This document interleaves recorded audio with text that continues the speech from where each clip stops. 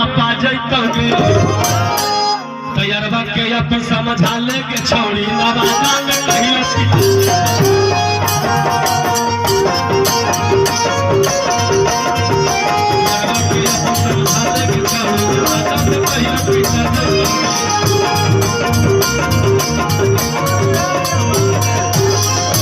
कि अरे बनो हो हीरो तो हो जैतौ जीरो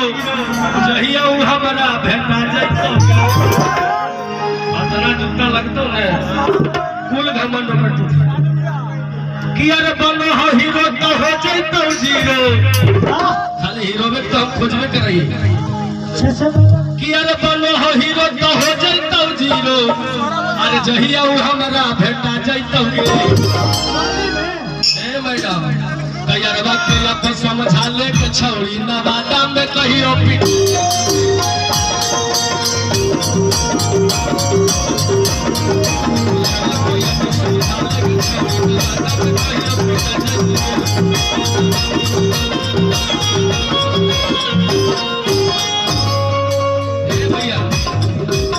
बहुत से कलाकार बारे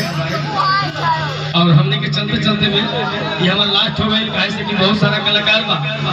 यही में एगो हमारा नया गाना रिलीज भइल बा भैया हाँ सुबह में वो गाना राजू पासवान ऑफिशियल पर आई आप जितने मेरे भाई सुन रहे हैं आज भी गाना एगो रिलीज हुआ है जिसका नाम है पासवान जी के झंडा तो आप लोग कल जाके सुन लीजिएगा राजू आजाद एंटरटेनमेंट पर गाना बड़ी बढ़िया है कहे के भाव कैसे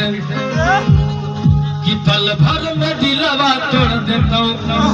अरे कल जोगिया छौरी रे कि पल भर में दिलवा तोड़ देता आई कल जोगिया छौरी रे क्षण भर में लुट के चल जाता तोर पैसा है ना भैया कल जाके सुन लिया सब है और कहे के कैसे कि पसवाने जी के